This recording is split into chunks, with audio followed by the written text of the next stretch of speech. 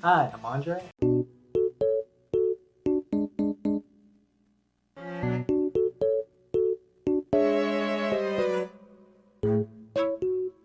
This is my manga collection. If you're new to my channel, I'm also kind of new to YouTube, so I have a couple videos on my channel. If you are interested in them, check those out. But let's get to the manga. So this is my manga collection. I have about 300 volumes. I've been collecting manga. Well, I've been buying manga since I was a kid, but I didn't really start collecting until about like 5 or so years ago. The organization is kind of random, but like within each shelf, they are organized alphabetically. So first up is this shelf.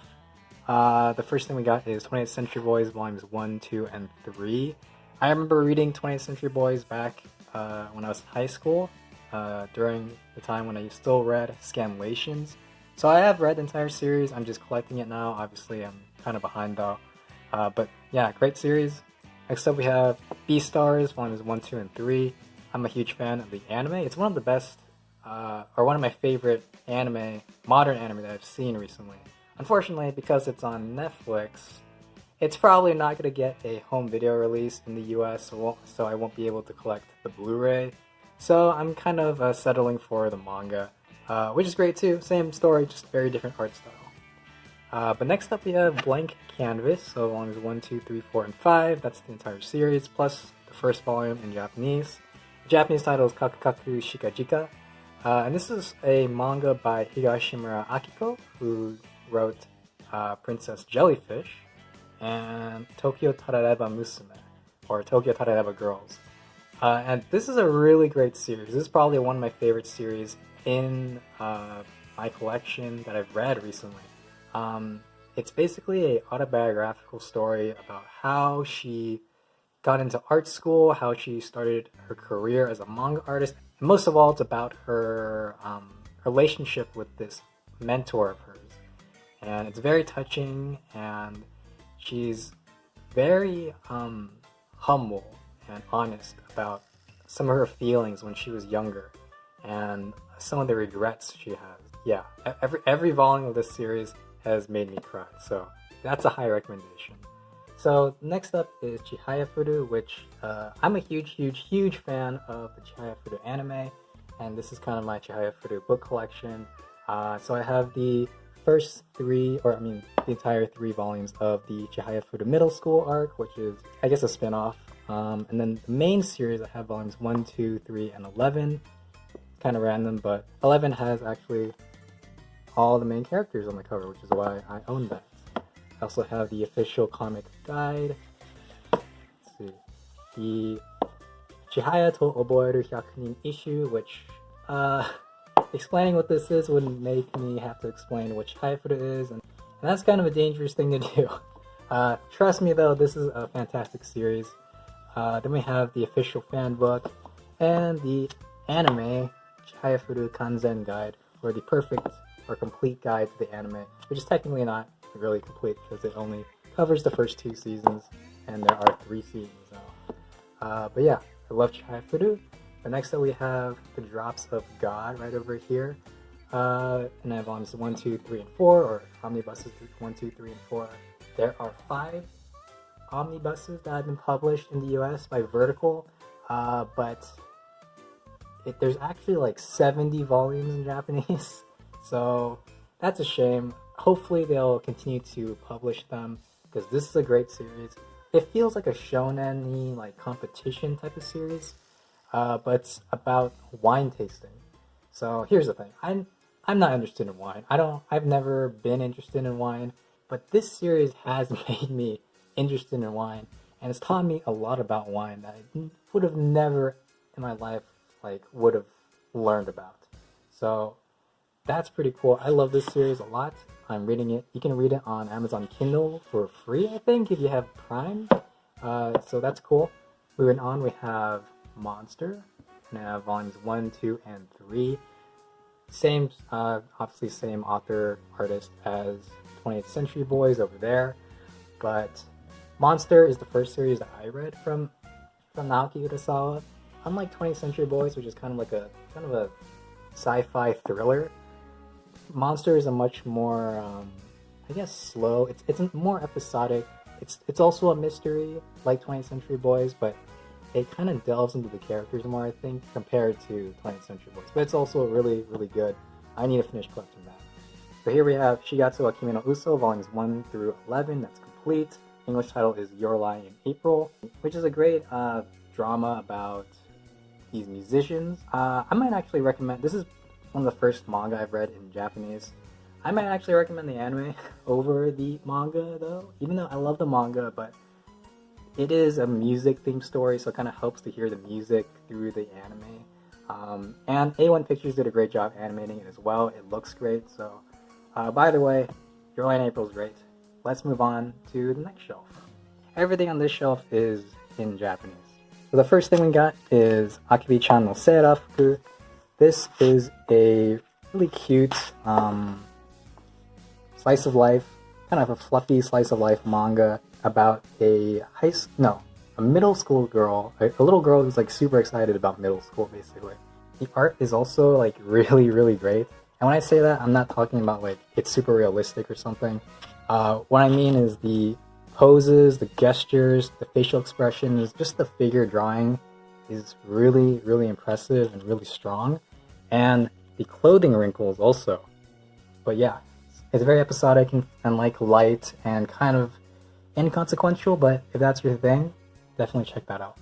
I also got Dr. Slump Volume 1, and I grew up reading Dr. Slump in English, so I'm really excited to try to collect it in Japanese and see what the differences are, what things were lost in translation and stuff like that. Same thing for Dragon Ball. I've read Dragon Ball countless times when I was a kid in English, so I'm super excited to get into the Japanese version of it and see what it originally was like. And yeah, I only have 16 volumes. I'm planning to just get the 17th volume to finish the Dragon Ball arc, so like Goku's childhood. I'm a fan of Dragon Ball Z, I think it's cool, but I absolutely love the original Dragon Ball where Goku was a kid, the martial arts was a little bit more grounded, and they were actually searching for the Dragon Balls. Moving on, we have Gotobu no Hanayome Volume 1 and 2 for the quintessential quintuplets.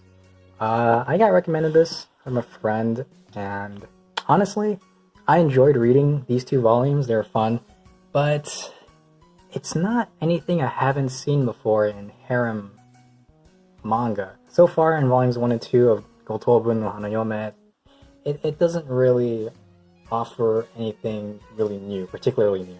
But it's a fun series, and if you've never read a harem before, I think it's a solid one. I also really like the art here as well. I think the drawings are super solid, draftsmanship is really good, and I say that as an art student, so yeah. Anyway, next up we have Harashi no Gen, or Barefoot Gen. This is a story written by Keiji Nakazawa. He was a survivor of the Hiroshima atomic bombing in World War II. So this story is a fictional story about a character who survives the Hiroshima bombing. So very interesting series. I actually bought this at the Hiroshima Peace Memorial Museum when I went to Japan last year. So that's a pretty cool souvenir. Next up we have Kaiju no Koromo, or what's it called? Children of the Sea by Igarashi Daisuke. And this actually has a anime film on Netflix right now that you guys can see. Warning, it is pretty mind-boggling at times, but the animation is extremely beautiful, so check that out. The manga fleshes out the story a little bit more. It might be more... I haven't read the entire series, but I would imagine it's more understandable than the anime, which had the film, which had to condense, 5 volumes or so of material into one movie. Anyway, next up we have Liar Game Volume 1. Liar Game. Yeah, if you like manga that are like psychological mind games where characters have to like constantly try to outwit each other and stuff, Mind Game is one of the better ones in my opinion. Unfortunately, it's kind of old and probably will never see an official English release in the US. But if you can find it, and it's somewhere, I recommend it. Moving on, we have Mingo. So this is Mingo. イタリア人がみんなモテると思うなよ. Mingo is the main character's name. イタリア人がみんなモテると思うなよ means don't go thinking all Italians are popular. And it's basically about the experiences of this Italian dude who's a big otaku weeb. After college, he decides to move to Japan to live out his, Akihabara dreams. And he meets a bunch of Italians who also live there. And the manga is basically a bunch of short vignettes. Each chapter is it's an episodic story, so each chapter is kind of a different story. It basically shows kind of the experiences of a gaijin, a foreigner living in Japan. It's really entertaining. It's funny. It's one of the best, honestly, it's one of the best gag manga I've read in recent years. That's a high recommendation. Alright, next up we got Nisekoi, volumes 1, 2, and 3 by Naoshi Komi. I love Nisekoi, or at least I liked Nisekoi. I think the first 5, 6 volumes are really great, but then the rest of the series gets kind of repetitive and boring. But yeah, man, I remember when this came out. Nisekoi Volume 1 is the very first manga I ever read cover to cover fully in Japanese. So it's kind of has a special place in my heart. Yeah, Nisekoi. Alright, next up we got One Piece. So I have Volume 1, and then Volume 34 to 38, and then 90 to 97, which is the latest volume. Yeah, One Piece, great series. I've been reading it since I was a kid, and my favorite arc is the Water 7 arc, which I have a couple volumes of here. The current arc is the Wano arc, which I have all of here so far. The Wano arc is...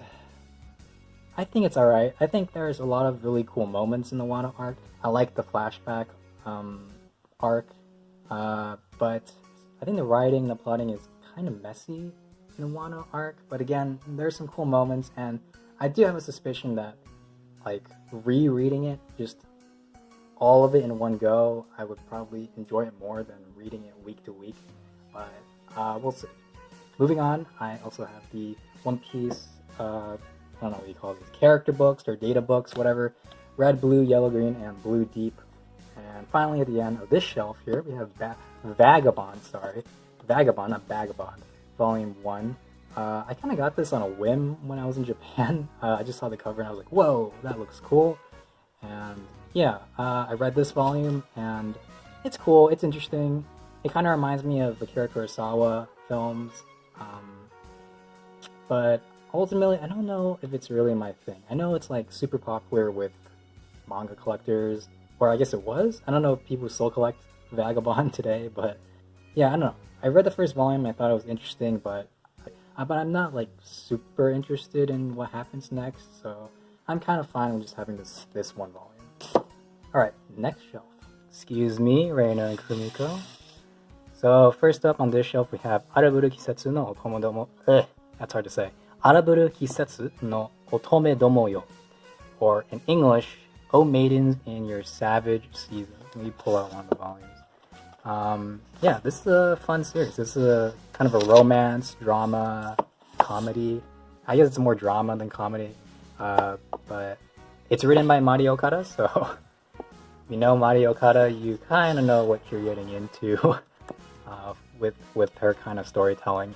But I think it's one of her better works. It's also kind of an interesting anomaly as far as shonen manga go, because this is actually a shonen manga, but it's written by Mari Okada, who's female, illustrated by Nao Emoto, who is also female. I love the art, by the way. Very cute and very pretty to look at. It's a romance manga, and it stars an all-female cast.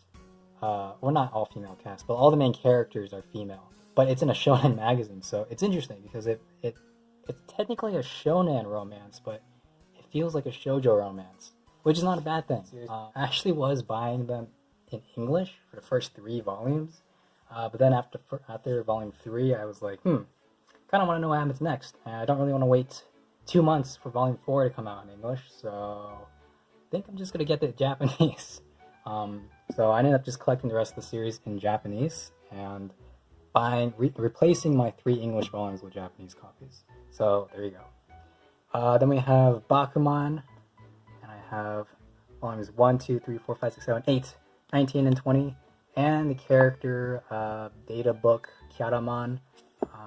Yep. And I have the Auto number 11 one-shot there, and the rest of the series, the entire series, is 1 to 20 in English. So, yeah, I'm a huge fan of Bakuman. This is actually kind of one of my favorite manga of all time back in the day. It inspired me a lot. It inspired me to pursue art. Basically, it's a story about these two high school students who decide they want to become manga artists and get published in Jump.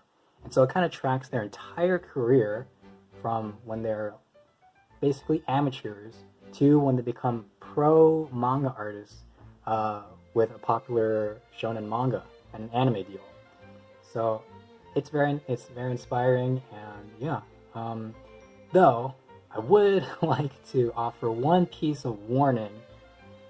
Tsugumi Oba, the author of the series, has some old-fashioned, I would say, views on gender roles and women in particular, and those views come unfiltered and uncensored, particularly in the first volume. That kind of thing doesn't knock down the series for me, but if that kind of thing bothers you, well, that's your warning. But I would like to vouch for the rest of the series being really, really good. And it's honestly, it's apart from that aspect of it, it's basically my manga comfort food. I love this series. Alright, moving on, we have Death Note, the all-in-one edition. Excuse me, Kaonashi.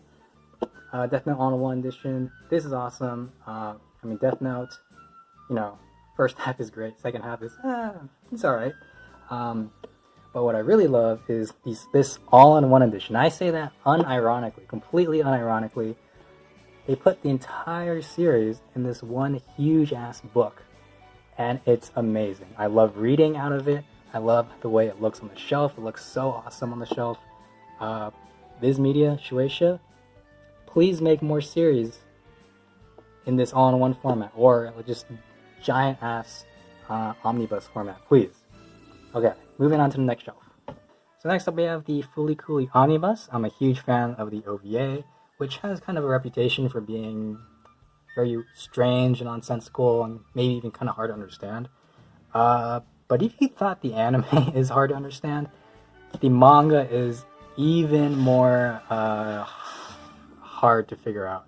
This is illustrated by Hajime Uda, who has a very, very experimental art style and very, very experimental compositional style, and it makes the series somehow even harder to understand than the anime is. I watched the anime countless times to a point where I feel like I have an understanding of the story, where as this I don't get. But to be fair, I've only read it once.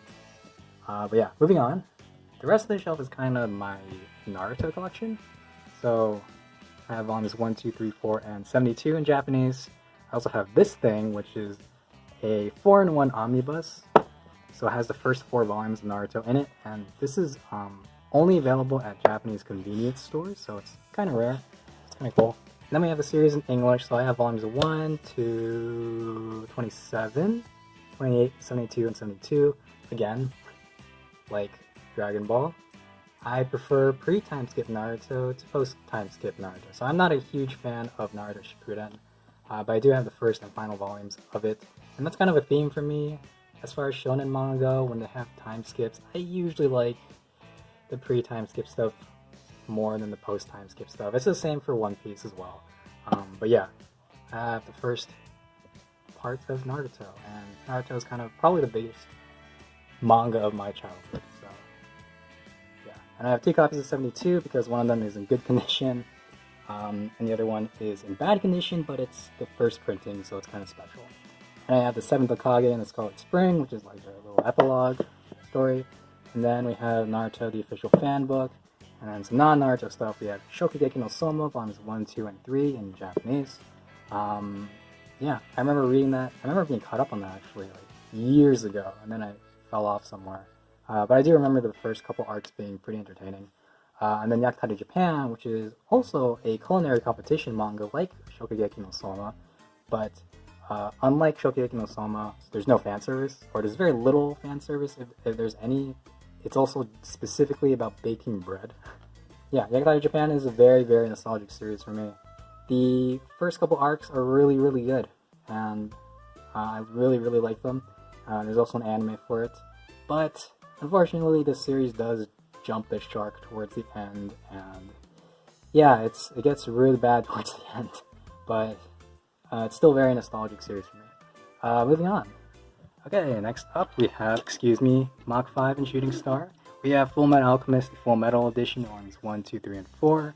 These are beautiful. These are great hardcovers by Viz Media. Good job. Yeah, Full Metal Alchemist is great. And then I have the Hikaru no Go Kanzenban Edition, Volume 4, which is beautiful. And all the Kanzenban for Hikaru no Go are really beautiful, just like this. And there was a point in time when I really wanted to collect them all, but they're unfortunately out of print, and I missed my chance. So I only have this one volume. And it's gonna be hard to get the rest if I want them, if I really want them. Next we have Jacko the Galactic Patrolman, which is a short single volume story by Akira Toriyama, kind of going back to his Dragon Ball, Dr. Slump gag manga roots, which I really, really like. And it's also kind of a prequel to Dragon Ball, so it takes place in the same universe. And then we have my little JoJo collection, which is kind of random, but we can go over it.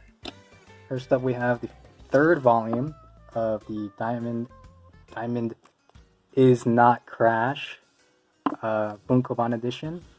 This contains the Let's Go Eat Italian Food arc, which is one of my favorite stories in part 4. And we have part 6, Stone Ocean Volume 1 in the Bunkoban edition. And then we have in the standard Tankobon edition, we have Volume 1, which is of course the first volume of Phantom Blood. Volume 5, which is the end of Phantom Blood, but the beginning of Battle Tendency. And then we have Volume 12, which is the end of Battle Tendency and the beginning of Stardust Crusaders. So, first volumes of each of the first three parts. And then we have Part 3, Stardust Crusaders, Volume 11 in English. And that has the Darby the Gambler fight, which is one of my favorite fights in Stardust Crusaders. By the way, these are all in Japanese, that's in English. And then we have my Viz Media hardcover editions. So I have the first volumes of each of the first 4 parts. So Part 1, Volume 1, Part 2, Volume 1, Part 3, Volume 1, Part 4, Volume 1. And then I have the Manga in Theory and Practice book. Yeah, so JoJo's awesome. Wish I had more, and I'm planning to get more. Okay, moving on.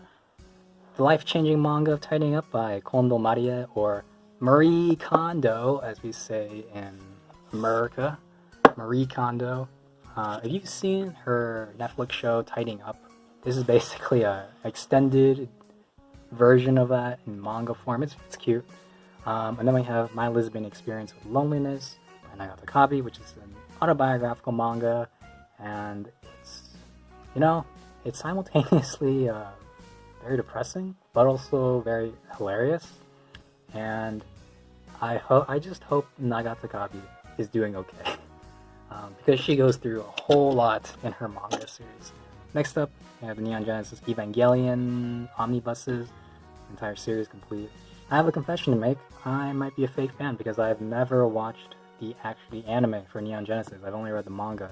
I've seen random episodes of the anime. I saw the End of Evangelion movie, but most of my Neon Genesis experience comes from the manga, which is probably one of the first really mature, or at least really thematically dark manga series I ever read. I read this in middle school. It was very, very interesting, but also very kind of depressing and dark. Nihonjin no Shiranai Nihongo, which I don't know if this is technically a manga. I actually have not read this. This is from my brother. What the title means is the Japanese that Japanese people don't know. So we'll see. I might read that at some point. Next up we have Ron and the Grey World by Akihira, which has really beautiful, really unique art. But story-wise, it's cute, but it didn't really grab me that much. I was thinking of getting the second volume just to see if maybe the story kind of picks up, but honestly, it's not really high on my priority list. Okay, but next we have, kind of hiding behind Ron and the Grey World, Reborn, or Katekyo Hitman Reborn.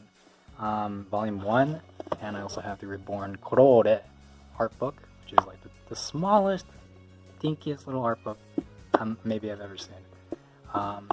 But Reborn is one of those late 2000s shonen battle manga that kind of went under the radar. Even today, people don't really talk about it. But it was the same era as like Fairy Tail and, you know, even Naruto, Bleach, and One Piece. But yeah, no one really talks about it. I guess it's not really as good as those, maybe, but if you like shonen battle manga, I think it's a solid one. But next up we have Spy Family, which is a very new manga, or comparatively at least, but this is a great series. Don't miss it. Next up we have Tokyo Tarareba Musume, or Tokyo Tarareba Girls, which is the English translation of it. Yeah, this is a fun series by Higashimura Akiko, same creator as Blank Canvas, which I earlier highly recommended and still highly recommend. And Princess Jellyfish, which is also really good, and I don't have that in my collection, unfortunately. Tokyo Tarareba Musume is great as well. Venus in the Blind Spot, a Junji Ito short story collection. Yeah, Junji Ito, I like Uzumaki. I think that's probably his best collection of work. But other than that, his short stories kind of are hit or miss for me. For Venus in the Blind Spot, I think the two best stories are The Human Chair and The Enigma of Amigara Fault, which is a classic. There's also the story Venus in the Blind Spot, which is not necessarily scary, but it is very unique. And then we have Azu in Winter by Jiro Taniguchi, and this is my only Jiro Taniguchi manga. I did not put this upside down, this is just the way it was printed. I don't know why the spine is printed this way. But in any case, this is a very understated drama about this dude who goes to work as a manga assistant. And yeah, it's a very kind of slow slice of life with some dramatic elements. It kind of reminds me of like Yasujiro Ozu movies. But yeah, I think it's pretty good. Okay, and moving on down there. First thing up on the bottom shelf is the Speed Racer Complete Original Manga. I'm a big fan of the Speed Racer anime. I loved it when I was a kid, and it's super cheesy. I don't know if it's objectively very good, but it is like from the 50s or 60s, so kind of gets a pass on that. Then we have Rohan at the Louvre, and I have the French edition, Rohan au Louvre, and the Japanese edition, Kishibe Rohan Louvre Iku. So that's pretty cool. My brother has the English edition, so when we used to share a collection, we actually had all three translations, all three different language versions of it. But yeah, this is a JoJo's Bizarre Adventure spin-off short story featuring Rohan Kishibe, who's a character who appears in part 4, and it's really awesome. Big print, it's in full color, so if you ever want to read a JoJo comic in full color, and a hardcover too, definitely check this out. It's really, really cool. And then finally we got my little Shonen Jump collection here. So the first two books here are actually replicas, I guess. So Shueisha, celebrating the 50th anniversary of Shonen Jump, decided to reprint some of the most famous issues of Shonen Jump. So the two I have here are the issue that originally premiered JoJo's Bizarre Adventure, which is pretty cool. And then I have also the issue that premiered One Piece, which is pretty cool. And if you're wondering what part of JoJo they're on when One Piece premiered, let me show you. They were on the Golden Wind arc, and more specifically, they were towards the end of the White Album fight. So that's what was going on in JoJo when One Piece premiered. So that's pretty cool. And then next up we have kind of a random issue from 2011 that I just found at Kinokuniya back in 2011. It's cool to have though, because it has all the manga, all the Shonen Jump manga that I kind of grew up either reading or knowing about. So we got Toriko, One Piece, Naruto, Bleach, Bakuman, Skip Dance, Gintama, Kochikame, Beelzebub, Medaka Box, Reborn, Enigma, Magico, Nora Rise, the Yokai Clan, and even has the original Haikyuu one-shot. So yeah, this little issue of Jump is very nostalgic for me. But I also have some pretty new issues here. So I have 4 issues from 2019. This is 28 to 31. And these are the issues that went on sale when I was in Japan last year. So last year I was in a short-term study abroad program for 3.5 weeks, and Shonen Jump comes out on newsstands every Monday. So every Monday after class I would always just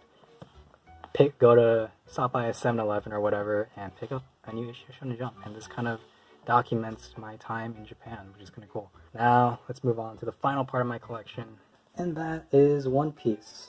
So we have the entire series that's been published in English. So volumes 1 to 94, that's the latest volume that was published in the US. And I also have the Beaver card binder, the original starter set for that, and like, I don't know, 8 or 9 booster packs. There's like 20 something, so I'm not really close to completing that. And I collected One Piece through the box sets, which go up to volume 70, and the rest of it I bought separately. So because of the box sets, I also have these 3 booklets that come with it. So the Romance Dawn one shot, the Cross Epoch and Taste of the Devil Fruit, Dragon Ball crossover, and Toriko crossover chapters. And then we have the Strong World chapter 0. And that is my collection. So let me know what you guys thought in the comments. As you can see, I did not go over a couple things in here because I also have Blu-rays, DVDs, and some video games, and I also have some art books and stuff there, but I wanted to focus on manga today. In future videos, I might go over, you know, my Blu-ray collection and stuff, but for now, that's it.